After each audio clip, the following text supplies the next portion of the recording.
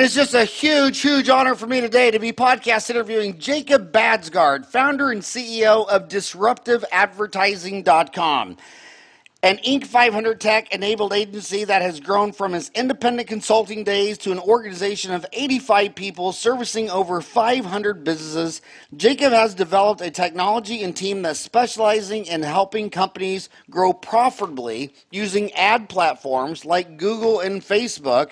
And I love your website, DisruptiveAdvertising.com, because the first thing it says on it, 76% of Google and Facebook budgets are wasted. Our marketing experts and software can help you fix that. So let's start with the obvious question. Why do you think 76% of Google and Facebook budgets are wasted? Yeah, I don't think that. I know that. And We've actually developed a software that audits these ad platforms based on what people are doing. We've got over 4,000 audits complete and documented in there, and that is the average amount of waste that our software has measured. So right now, there seems to be this public outrage. You know how dentistry is related to Facebook, right? Mark Zuckerberg's the founder of Facebook. His dad is a dentist, Ed Zuckerberg, and he's been on this show 3 times. But, you know, the Cambridge Analytica, he had to testify to D.C. Yesterday, he just testified to the EU. Is that a bunch of smoke and mirrors? Because I don't really see anybody telling me that people are leaving Facebook for privacy issues. Do you think that's going to hurt their business, or is that just gone with the wind? You know, I don't think it's going to have any substantial impact. It's a great platform. The amount of information that they provide to advertisers it only makes people's lives better. You'd rather see an ad that's relevant to you than an ad that's not relevant to you. And that's really all it's doing. You know, that's what my son and me, I got 4 sons, and we've all had this conversation, and they like the fact that the ads are tailored to them. When I watch TV, none of those ads are targeted. I mean, I'm sitting there trying to watch Fareed Zakari, and they're trying to advertise a thing that carries me up the stairway because I can't walk, and then restless leg syndrome, and then call the law firm of Huey and Louie. But, you know, it's like I love target ads. It's like when I get on Google, if I type in a name, I don't even get the last name half spelled out, and it prompts the dentist I'm looking for. I mean, Google knows. Yeah. If I type in a name on Google, they know Howie is looking for a dentist. I mean, there's no other thing he searches for. And I think it's and then on there's a lot of laws passed if you own a website where on your terms and conditions, one of the things you have to ask is their age, because I guess there's a lot of underage laws and you got to do things differently if minors are on your site. And some of these dentists will email and say, well, I don't want to give you my birth date. And I go on Facebook, type in their name, and in 3 seconds, I know their birth date. So when you are going to advertise, I think you would first need to know what is the value of your customer and how much are you paying for it. I mean, and when I ask them, they'll say, I got 20 new patients a month. I'll say, how many of those came from advertising? They'll say, well, half came from advertising, half came from word of mouth. And I'll say, well, the ones that came from advertising, you got 10. How much did you have to pay per person to get that patient? They never know.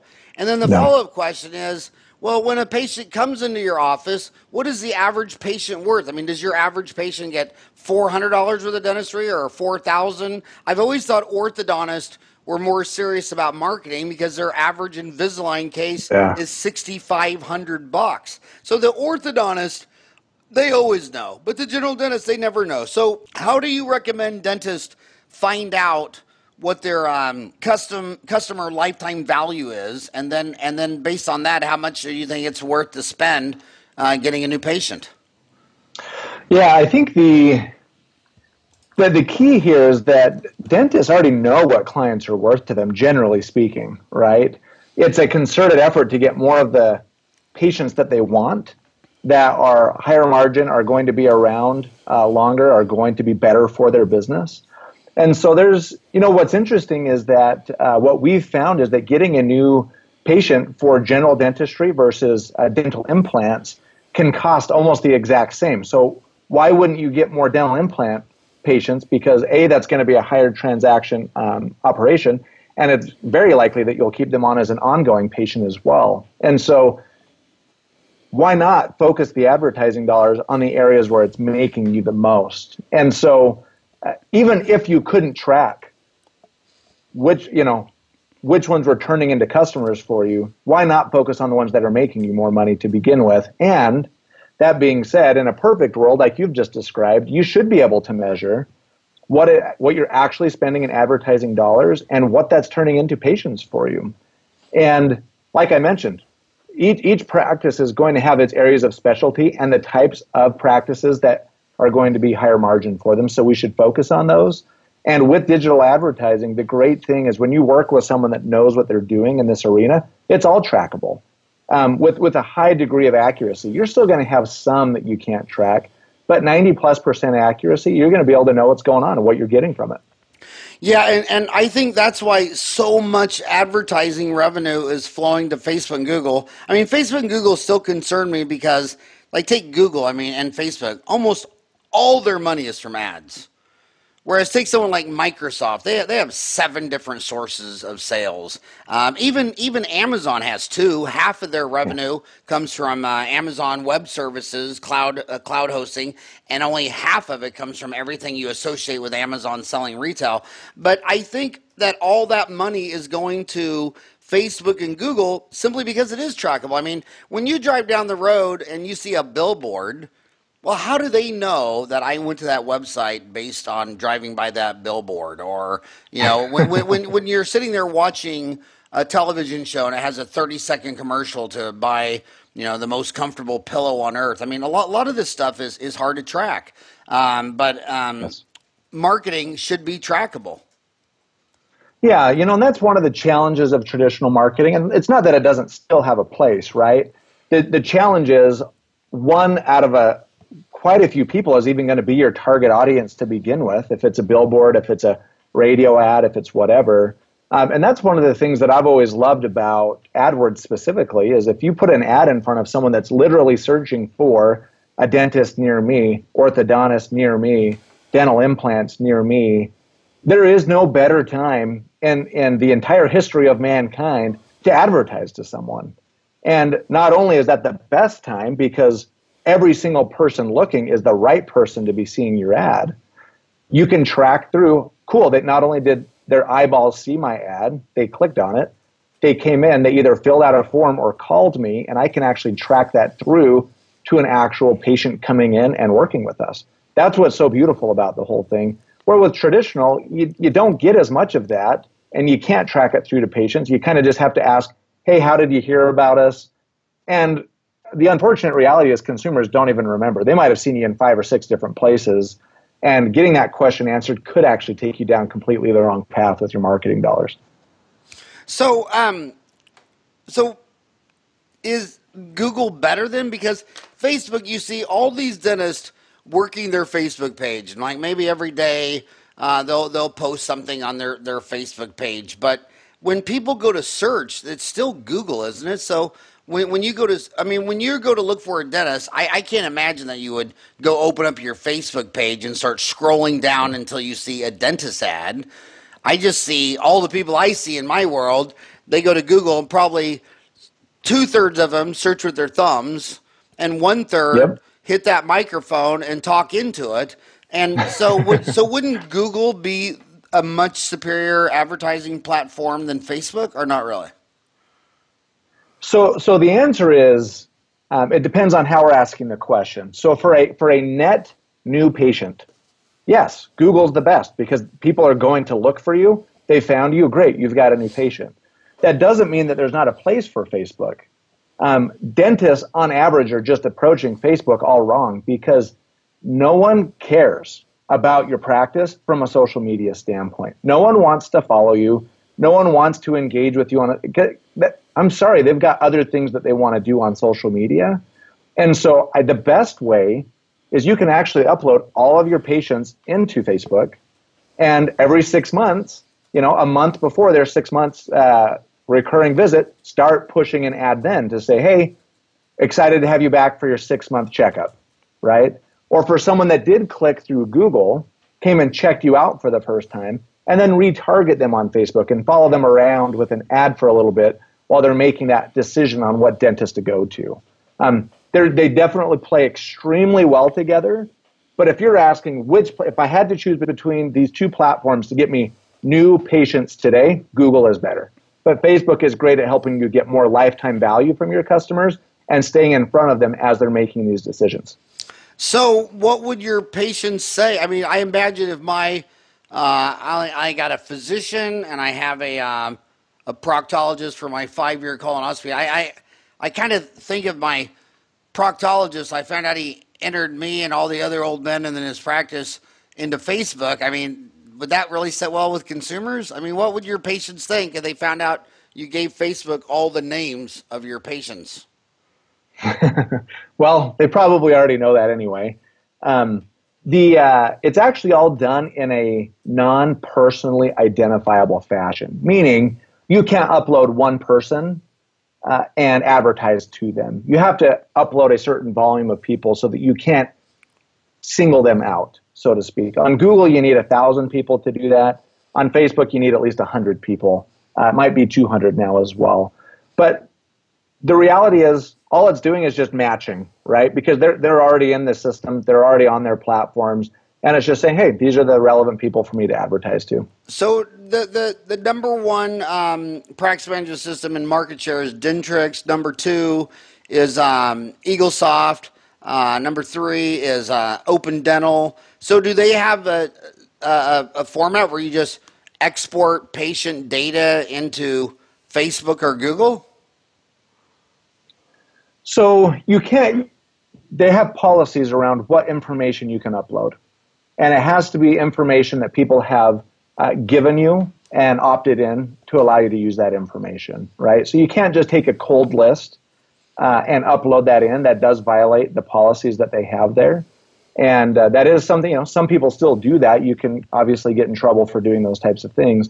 But yeah, they have to be opted in, and they have to be okay with you reaching out to them. Same if you want to text them, right? Or if you want to email them, they need to give you permission to do that.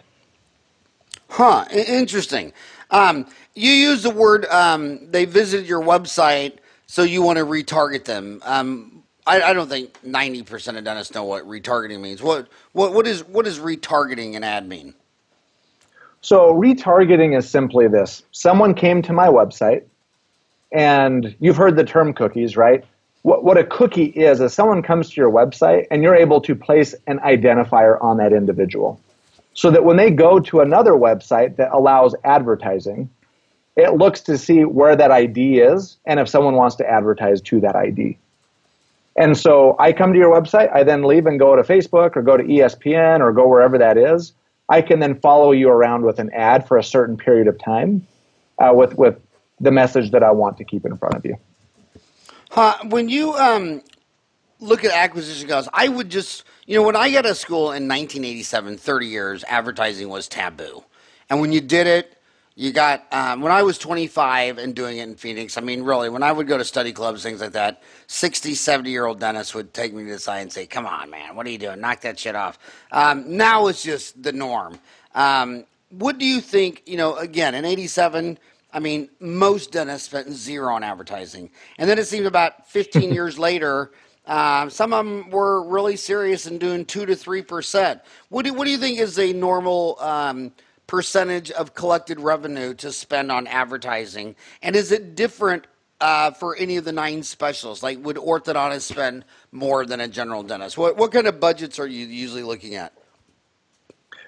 There's a few questions that kind of help us determine what is the right amount as a percentage of revenue to use as a rule of thumb. So the first one might be, if I'm a new practice, I'm really having to get a lot of new patients because I don't have a good recurring base of patients at this point, then I'm going to have to spend more of my revenue to get new patients. It's just a simple matter of fact, especially if you want to get them sooner rather than later. Now, for a practice that's established, that does not want to grow, that is optimizing for profitability in their practice right now, then they may want to spend a very low percent in advertising because they've got a good base. They're known in their city, in their area. And so really we see anywhere from 5% up to 25, even 30% of total revenue being spent on advertising, depending on where they fall in those circumstances. I've always thought it was amazing that half of America has dental insurance and half doesn't. And you say, well, what do you charge for a crown? And they say $1,000. But then they've signed up with all these like Delta Dental, Blue Cross and Blue Shield, all these PPOs, and you find out that almost all the crowns they do are for say 650, 700. So they don't blink at dropping their fee 30% to get an insurance plan. And then when you say, well, would you consider spending 10% to get cash patients that would pay your $1,000 for a crown? Oh, no way. No way. It's like they don't want to spend on advertising, but it just takes a little pinky twist, and they'll sign up for, I'll do all your dentistry for 1/3 off. And then you say, well, what's your overhead? And then you say 2/3. And say, okay, so all you want to do is free dentistry for PPOs. You don't want to advertise. And they said, So what do you think of that? Why do you think they're so quick to sign up for a PPO and really hesitate about getting serious with spending money on marketing? Yeah. Well, there's two reasons that I would say. The first one is, like we talked about at the beginning, 76% of budgets are wasted. And so I think that dentists do have, or at least the dental industry has a good gut sense that their dollars are not being well spent, because on average they're not. And so that is one of the challenges. And I think that there is some good intuition there. If you're going to do it, you got to do it right, or it's still wasting money, right? And then the other thing that I've noticed is that, generally speaking, in the dental industry, most owners are operating with the scarcity mentality. And it actually holds them back from growing the practice, perhaps having several locations, from doing a lot of things where they could grow their practice and do phenomenally better than they currently are, but they're kind of scared to take some of those steps that it would take to get there. And those are the two things that I would highlight. So on your website, disruptiveadvertising.com, what do you sit there and say, get my free PPC proposal? What is your free PPC proposal? Yeah, there's two ways that we go about that.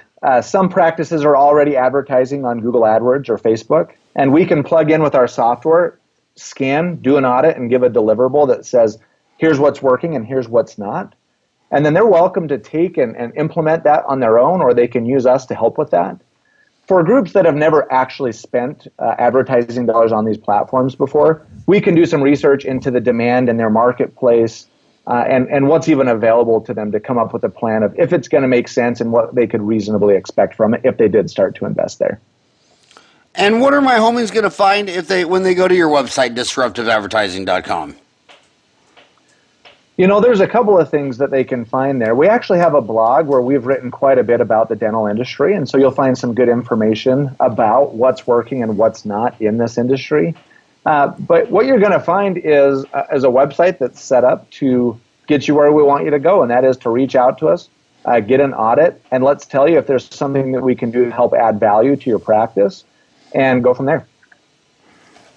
And here, Ryan, will you take that? So talk us through scenarios. When I was in MBA school at Arizona State University, they used to always talk about case studies. So go over some case studies. Why are dentists calling you, and what are you doing for them? We've got a lot of practices that work with us, and the reason why is we're able to drive in new patients at a price that makes sense for them, right? And one of the things that most dental practices that work with us is because we're able to help drive the types of procedures that they're looking for. Like I mentioned earlier, we've found that in most markets, we can get a dental implant patient for the same price in advertising to get a general dentistry patient as well. And so a lot of them say, hey, that's perfect, because now I'm making more money on that first interaction with that patient, and we're set up for success long-term with them now. That's what they like about working with us, and most don't realize that it doesn't cost that much more to get the type of patients that they want, and that they can really focus their dollars that way. So you like target marketing, and that's absolutely, and that's where old traditional advertising, like cable television, it doesn't work because there's nothing targeted about a message on cable television or billboards.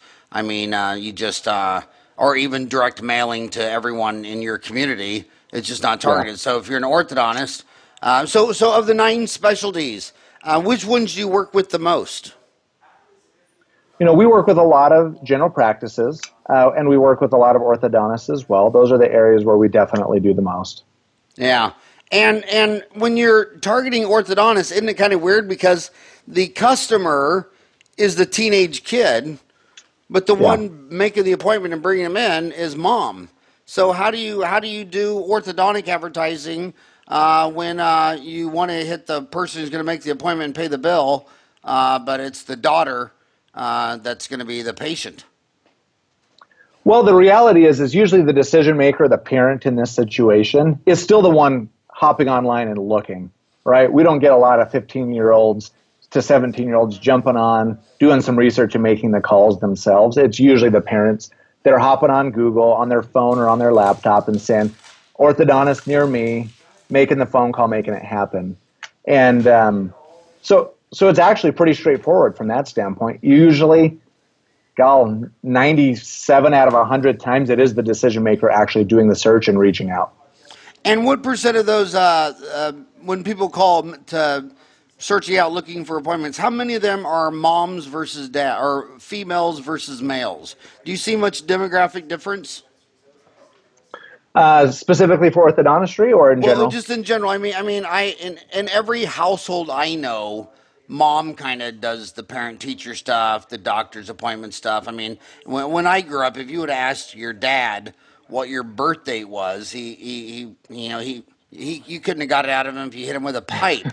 Let alone, Yeah. Dad, do you know what dental insurance company, which dentist takes our dental insurance? I mean, it just seems like in most households, mom's the one with the maternal instincts doing this. I just wondered if you've seen it in your data where the customer that's actually calling through to the office, is it more likely to be women than men? Do you have any hard numbers on that, or? I don't have the hard numbers in front of me, but I do know that it skews uh, more female than male by a decent amount. I mean, probably at least 75-25, if not more. Yeah. And then when you're evaluating when you're doing disruptive advertising, do you also evaluate their website? Because I know my dentist, and I mean, they bought their website 5 to 10 years. They were at a dental convention. They Yeah. walk by a booth. Someone says, "Hey, give me your credit card, and I'll build you a website." And most of them haven't even looked at them. Like some of my closest friends, they might be totally into implants, and they might go to an implant course once a month for the last 5 years, and they're amazing. But you go to their website, you wouldn't even know they do implants. So Yeah. do you? And I tell everybody listening to this. I mean, when was the last time you even visited your website? And some of these dentists, the picture of themselves on their website. I mean, why don't you just go put your high school yearbook picture on there? I mean, I don't even recognize you, and you're my friend. I mean, so how would you evaluate the average dentist website when they call you up as a client? So, for those of you that actually see the video of this, you'll see that I'm putting two thumbs down. Uh, Most of them are pretty bad, to be honest.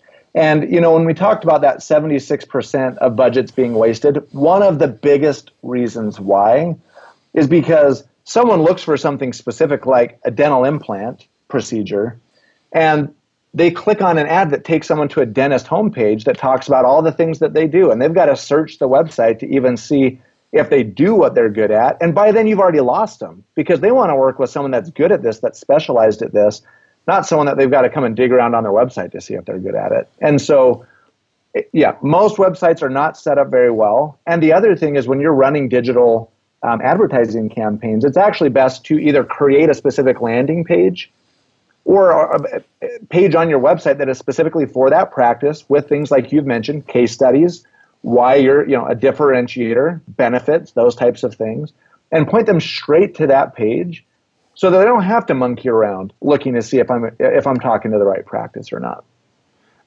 Some people, is it really just Google? I mean, Microsoft does own Bing. Is that, I mean, they also own LinkedIn. Right now, you and I are Yeah. talking on Skype. They own Skype. Does anyone still search on Bing? Yeah, you'd be surprised. It's the reports vary, but it's about 20 to 30% of the market is still using that. There are browsers that still default to Bing, like Firefox and other ones as well. And so, yeah, you've got about 20 to 30% of your audience, and the audience that tends to use Bing is an older audience. And Because so they're still on you Microsoft Explorer, and yeah, Internet Explorer, yeah. Internet Explorer, they don't know about downloading Google Chrome or anything like that. And your older and your implant patients. I mean, your implant patients aren't 30-year-old yoga instructors Not usually. eating yogurt. They're always grandma and grandpa. So if you're really searching for dental implants, do you think it would be better to do Bing ads than Google ads? Um, I wouldn't say it would be better. No, I would say that it's just, again, this is where it comes back to focusing that budget on the procedures that you want.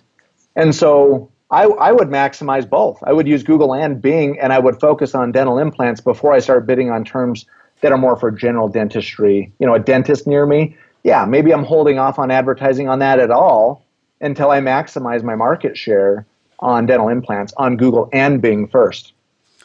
And who's your when people are calling you up and hiring your services for advertising for implants? Are they more likely to be general dentists, or are they more likely to be periodontists or oral surgeons? Like I mentioned, we work with all of them. The general dentist, there's just more of them out there, so we tend to have more of those as well. But we get all of them. And another thing is the reason I would never go into your space and I would never start a dental advertising campaign is because the dentists do not understand their funnel and they don't measure. Like I could hire you and you could be the most best delivering people to my website, but the website's so bad, maybe 100 people land on the website, maybe only 3 call. And then let's say 3 people do call. Your receptionist is so poorly trained at closing that she can only convert 1 out of 3 that call to schedule a patient. That's only the patient that's begging to get in. And then when that one person does come in, 3 people have to come in with a cavity before the dentist can even close 1 to get a filling. So that funnel is so bad. I mean, 100 people land on your page for 3 to call. 3 call, only 1 gets scheduled. 3 have to come in for you to do 1 filling. So to do 1 filling, 3 had to come in. For 3 to come in, 9 had to call. For 9 to have to call, damn near 1,000 had to land on your website. And then they say, well, the problem is Jacob. I gave him some money and I didn't double my sales. And then I'll say, well, what is it? How many people have to land on your website before they can convert a call? They don't know. I'll say, well, how many new numbers have to call your dental office before your receptionist converts 1 to come in? I don't know. Well, just tell me this. Just what is your close rate? Not on bleaching, bonding, veneers, and implants and all for, but just for a cavity. If 10 people came in with a cavity, how many of them would get it filled? They don't know that. And it's like, so what are you doing this weekend? Oh, I'm going to a bonding course in Utah. I'm going to go to Provo and see Gordon talk about bonding agents. So you're kind of dealing in an industry where all your customers aren't going to have any good measurements or data to even tell you if you're doing a good job or not. You bring up a great point, and that is a very real challenge that we deal with. Generally speaking, we do work with larger practices that have a lot of these in place. And there's a few of the challenges that you've described that we specifically have as part of our offering to overcome that. Number one is we don't just point advertising traffic to the website. We actually do require that we can build custom landing pages for each of their practice areas, and we point the traffic to the pages that we create. So we're getting more like 1 out of 4, 1 out of 5 are actually picking up the phone and calling in. We then listen to those phone calls and see how many of them they're actually picking up and talking to and where those are going, and then provide them feedback on that process. And so generally speaking, what we see is that, yeah, we're getting leads of people actually calling in. Like I said, 1 out of 4, 1 out of 5 clicks on an ad is actually turning into someone called in, they're getting information, and they're typically, most practices are going to get 1 out of 2, 1 out of 3 actually set up with an appointment. So the funnel's actually pretty favorable, and we address those specific pain points to help with that because we know that most practices don't have those things in place. A lot of dentists are listening to this asking, okay, there's pay to play, SEO. I mean, and there's pay to play where I just buy that. I mean, when I search for dentist name, a lot of times Google prompts a name, but the name might be third or fourth place down, there might be 3 other ads for a dentist. What's better, to build an amazing website and get organic search where they're coming when you type in dentist near me, that your website's so damn good that yours comes up first? Or is it better to pay to play? I mean, what's better, pay to play or organic? The answer is yes, Howie. We want to do both. You typically shouldn't choose one or the other. You typically should be doing both because what we've actually found, and Google's published some research about this, is synergy is where 1 + 1 = 3, right? When you do both of these, you're getting typically twice the results that you would by doing either of them in isolation. And so it's worth doing both because a good website's going to convert organic or paid traffic better. But if I had to choose, I'm gonna go with ads because I know that I can get it instantaneous. I know that it's a dial that I can turn on or off depending on how my practice is doing, and I have a lot more control over what's going on versus organically. You might have ranked last month, but you may not rank this month because of a competitor and changes that Google is making to its organic algorithms. Okay, now this is Dentistry Uncensored, so let's talk the politically incorrect, the uncensored, the money. I know what my homies are thinking. They're driving to work. This is exactly what they're thinking. They're thinking, dude, I already pay my rent, mortgage, equipment bill, that computer, insurance, malpractice, professional. I pay all my bills. If I could just get 10 more patients a month, it'd be gravy. How much would it cost me? And if I called you up, could you really get me 10 more new patients a month? So it will depend on the market, what's available to make those things happen. But for 10 patients a month, the answer is absolutely yes. I mean, most markets, that's pretty easy to achieve that. In fact, you can do quite a bit more. And like I said, the great thing about advertising is you can choose if you want to turn that dial up or you can turn that dial down. And so on the months where you're booked out, you might want to spend a little less on advertising that month, and that's okay. The months where, hey, it's starting to look pretty empty, there's some holes in the calendar, let's get those filled up. You can turn that dial up. That's my favorite thing about PPC advertising is you have a lot of control. And to get 10 patients a month, that's usually on the lower end of what we see our clients getting. When you talk about social media, you keep talking about Facebook and Google. Are any others worth a dentist focusing on? I mean, gosh, there's LinkedIn, Instagram, Pinterest, Twitter, Snap. Do you recommend that dentists just focus on Google and Facebook, or any of those other social media companies, all the way to Reddit, or any of those worth your time? Well, keep in mind that when you advertise on Facebook, Instagram is actually owned by Facebook, and you do both on the same platform. When you're advertising on Facebook, you're also advertising on Instagram, or at least you can do both through the same platform. Google also includes not just search, but also YouTube and other things as well. So between Google and Facebook, no, I wouldn't waste your time on anything else, to be honest. You could, but the value, 85% of the market is going through Google and Facebook anyway, so why not spend your time where you're going to get the best bang for your buck? Definitely, I wouldn't spend any time on LinkedIn, not in the dental industry. Google and Facebook's where it's at. Same question, but non-digital. Do you still see any place for direct mail, yellow pages, billboard, radio, TV? Our clients that we've seen have the most success have just shifted their budgets from more traditional to digital. And that way, their actual expenses stay relatively the same. They're just getting a lot more juice from the squeeze by investing those dollars in Google and Facebook. And so, to be honest, what we see most of the more successful practices doing is shifting those budgets right now. Yeah, I mean, cable is dying. I mean, basically everything I read about cable advertising is don't even think of getting on there if you're looking for anyone over 50, under 50. My boys, I got 4 boys. They would rather sit and look at their iPad and watch it on YouTube or something like that. They don't sit around the front room where everybody's looking at one screen. They're all looking at their own digital iPhone or their digital iPad. And my God, is it addicting. I saw the scariest thing in my life about 3 months ago. I tried to take my iPad away from my 2-year-old granddaughter.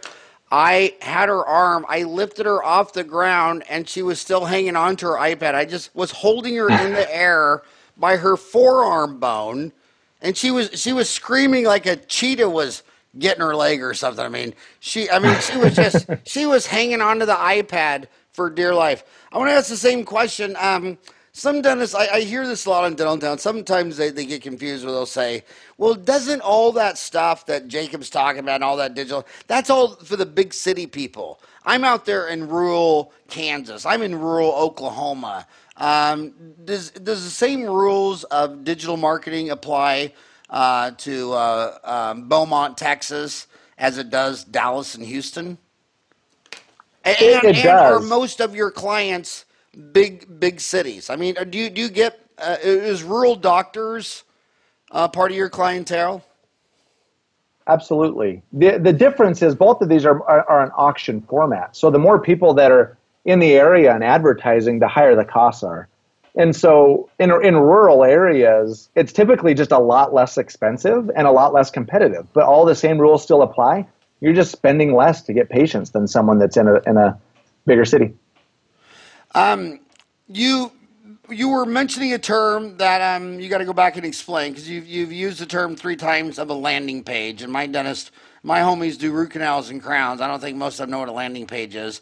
And then also answer that question in the fact that a lot of dentists, they're always on Dental Town telling them about all these hot new domain names that they bought. I mean, I know dentists that have 10 different domain names, but that, is buying domain names because Google is pretty much just Google. I mean, Amazon, just Amazon. I mean, what do you think of, what do you think, well, first explain what a landing page is, and then explain, because a lot of dentists, they'll get emails say, hey, dude, I'll sell you UtahDentist.com. And he's like, wow, UtahDentist.com, maybe I should buy that. So should dentists Yeah. be buying domain names, and what is a landing page? Yeah. So just because it's a shorter answer, the domain name used to matter for SEO and for ranking organically. It almost doesn't matter at all anymore. And so owning a bunch of domains or specific ones that have your city name in it, it just doesn't really matter. And so when you set up your Google profile, you're telling Google what you are. It's not looking at your domain to try and understand that anymore. And so not worth your time, not worth your money. I wouldn't waste money on buying a bunch of domains. Just get a solid one, come up with a good business name that's memorable and distinctive. And don't worry about buying a bunch of domains or fitting that in there. As far as a landing page is simply this. When I click on an ad, what's the first page I land on your website? And so what do most dentists use as their landing page? Their homepage, which is actually, it's kind of like the faux pas of digital advertising. You don't land them on their homepage because they were looking for something specific. So land them on the page about specifically what they were looking for. Again, if I'm looking for dental implants, let's make sure that there's a page on the site that's about dental implants, the benefits, why you're different, et cetera, and let's land them on that page. That's a landing page. The first page they see after they click through an ad or a listing. And we want to make sure that it's the right page because that's the difference between, like you said, 3 out of 100 reaching out to getting 1 out of 3 to 1 out of 4 to 1 out of 5 reaching out is by landing them on the appropriate page. And most dentists don't have all the right pages created. And so that's one of the things that we do is we actually build those landing pages so that we have a perfect place to land everybody that clicks on an ad. So do you also build websites? We typically operate in parallel with websites by creating landing pages in addition to that. And we have partners that build out the actual websites. When you're working for a client and they're spending money with you, first of all, what does that cost? What does it cost for my homies to call you and become a client? Well, it'll depend on the scope of the engagement, but we have dentists that we work with that we're charging $300 a month, and we have dentists that we're working with that we're charging a few $1,000s a month. It just depends on the size, the scope of the engagement. And keep in mind, that's our management fee. The advertising dollars are on top of that as well. So when you're buying Google AdWords and Facebook ads and all that stuff, how important is your social confirmation from Google reviews and Facebook reviews and Yelp reviews. Is that a big factor, do you think, in how many new patients you get? Because some dentists are obsessed with how many reviews they get. Some dentists, I swear to God, when they get a bad review, I mean, they just internally implode. It was like, I guess all the way up till they were 35, they had made every single person in life happy. And the first person that gets on Google and says, "You're not a good dentist," I mean, literally, they're almost, going to jump from the building. So, how important is social confirmation, Google reviews, Facebook reviews, Yelp reviews, and how do you play that in when you're managing their social media marketing? They are important, and it is a big deal when you get negative reviews online. The best thing that you can do is accept the fact that nobody bats 1,000 and respond in a professional way to those negative reviews. But keep in mind that we're in a world where everyone's trying to differentiate themselves, and so if everybody's got 10 reviews and you don't have 10 reviews, you're on the outside looking in. If everybody's got 10 reviews, you have nothing to differentiate you. And so really what you're looking for is differentiation. And so that's where the number of reviews and the quality of those reviews is going to make an impact.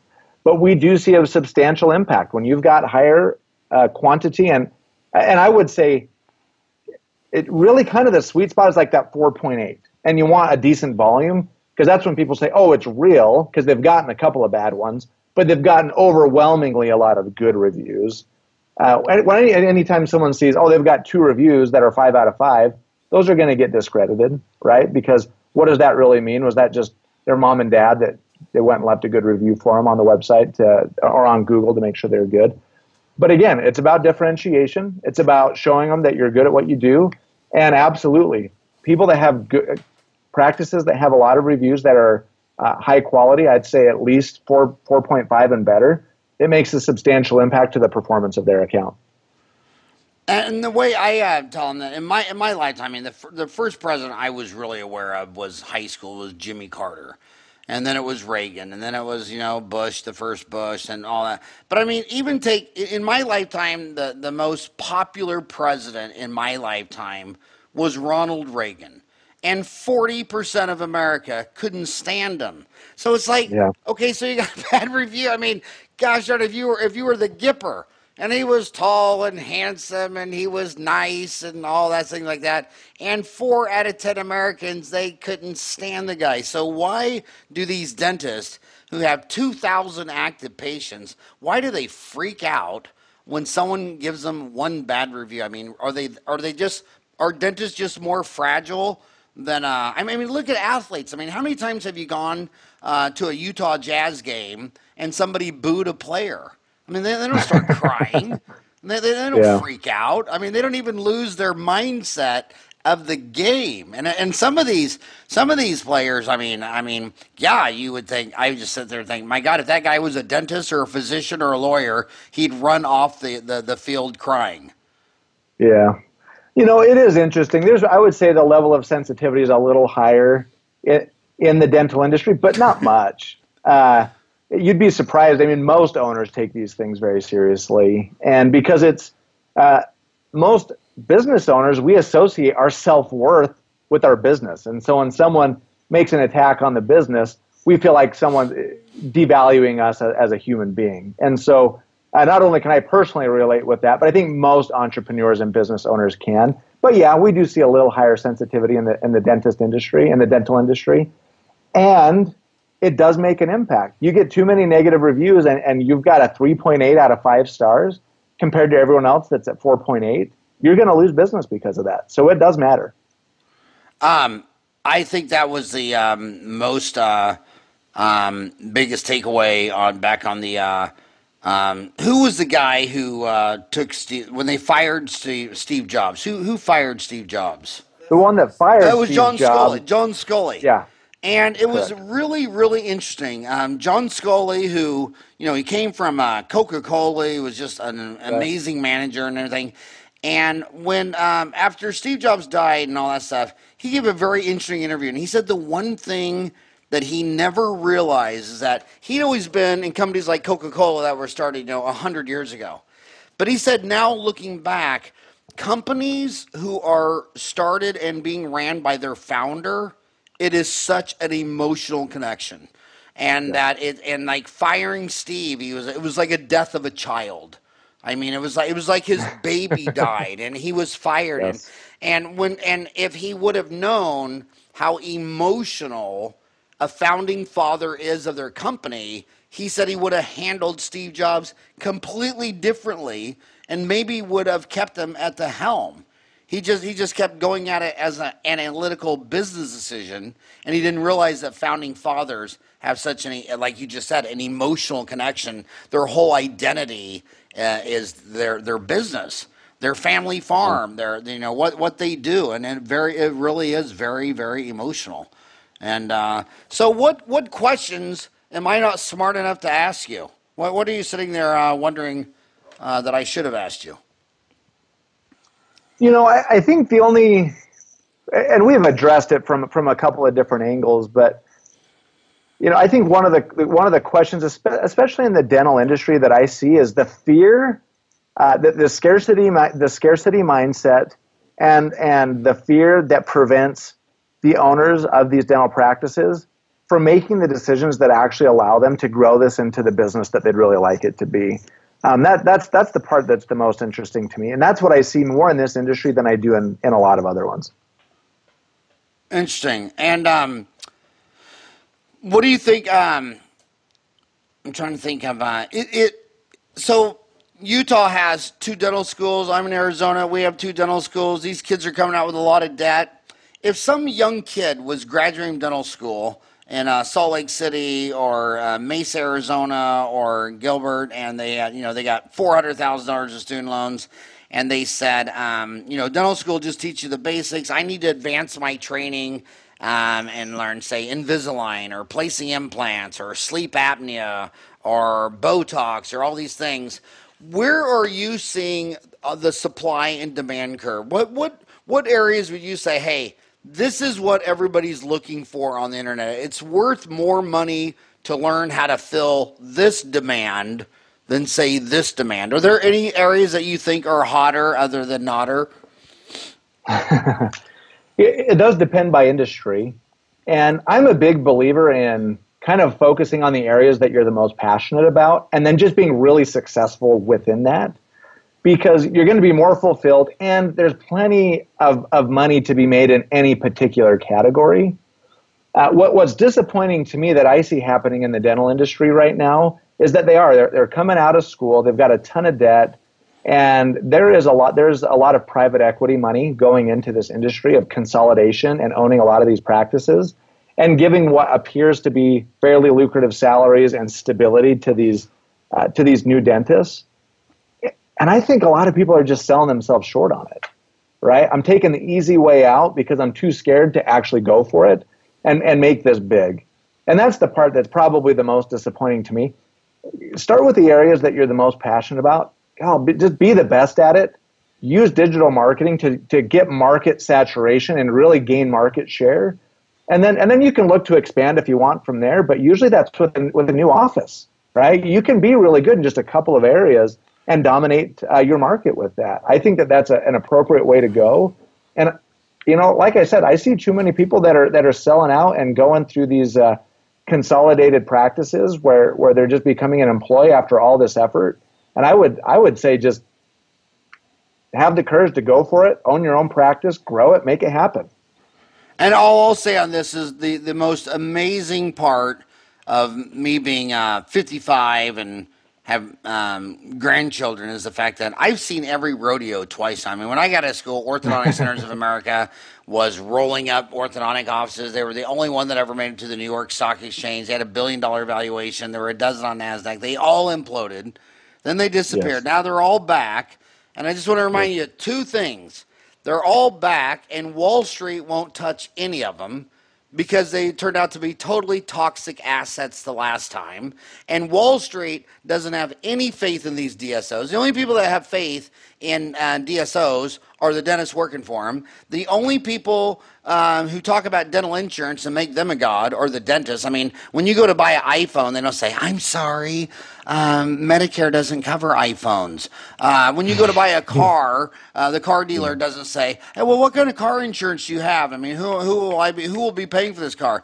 Dude, and then you go into dentistry, only 5% of dentists walk in there, look at your total mouth, x-rays, do a complete exam, and then present you the whole treatment, and they don't care if it's $5,000, $10,000, or a $50,000 double arch all on four. They just tell you this is what you need. And they'll do a case like that every week. I mean, the average American buys 13 new cars between the ages of 16 and 74, and every time their car turns 5 years old, they go to a dealer. The median average price of a new car in America is $33,500. They finance it over 5 years, and then that same person walks into a dental office. You just see a whole mouthful of disease, and you say, well, your insurance company will only cover $1,000. So even though there's a forest fire, let me just point to one tooth. That's a tooth that's the most messed up today. And let's just adore the dental insurance company. Let's forget about selling you a new car. It'd be like you going in to buy a new car and they say, Jacob, slow down, bud. We'll take your old car and this year we'll replace the wheels. And then next year we'll replace the transmission, and the next year you're like, screw all that, I want a brand new car. The dentists are the ones that make the insurance companies gods. It's not anybody else. I mean, they're the ones that are making this something that's not. And if you think you're in dental school, why did all those DSOs go down the first time? Because when the orthodontist sold his practice to Lazarus of Orthodontic Centers of America, and Lazarus said, okay, you got to work for me for 3 years. At 3 years and 1 nanosecond, they all quit. They hated it. When these dental students in dental school, they think, oh, I'm just going to go work for a big DSO. Dude, if that's a great decision, then obviously you can go give me a list of all the people that graduated from your dental school 5 years ago that are all still happily working there. But that's not what we see. They all quit after a year. So if everybody that sells to a DSO quits working for them the second they can get out of their contract, as soon as their contract expires, they're gone. If everybody that graduated from dental school 2 years ago has already worked for 3 different DSOs, well, if your idea is so right, then how come it's so wrong for everyone that went before you? I mean, what is so special about you where you think you're going to be happy? And the bottom line is just human nature. Humans don't like checks and balances. They don't like transparency. They leave their parents' home because they want their own apartment because they don't want to listen to mom and dad's curfews or laws or rules. It's just the nature of a human. A human wants to live in their own bat cave, in their own bat station, on their own bat channel. And the minute the office manager at a DSO starts telling you, Jacob, 35% of your new customers should be getting scaling and root planing, you're like, shut up, you're not even a dentist. That'd be like saying 35% of the people that visit their physician have diabetes. I mean, how stupid is that? You know who has diabetes? People who have diabetes. It's not a percentage of your last 100 new customers. It's a disease. So I tell these kids, if you want to be happy, at the end of the day, the very end of the day, you're going to own your own practice. And you're also not going to be a partner. Half of the marriages fail, and when you go decide that you're going to get married with one of your dental school classmates because it'll be more safe and less risky because 2 heads are greater than mine, yeah, exactly. 2 heads are going to fight until there's an ugly schism and a breakup. And then when are you the most happy? When you own your own house, you own your own office, you're the top dog, you're the top predator of the food chain. You only do what you want to do. You don't have to do anything you're not going to do. But hey, I called you. You did not call me. I'm a big fan of yours. Jacob Baadsgaard, founder and CEO of DisruptiveAdvertising.com. And Jacob, thank you so much for spending an hour of your life today with my homies, trying to tell dentists who really only want to learn information on root canals and bone grafting and taking their head and saying, hey, you got to be a businessman too. You just can't do dentistry. You got to understand the business of dentistry. Thanks for coming on the show and talking the business of dentistry with me. All right, thanks for having me. All right, buddy, and I hope that you should get on Dental Town and answer some of those questions because I mean, Dental Town's got 50 categories: root canals, fillings, crowns. But under marketing and social media marketing, there's so many questions. And when you read the questions, you'll realize they have 8 years of math and science and physics and zero business training. So on Yeah. that note, I hope you have a rocking hot day. Perfect. Hey, thanks so much.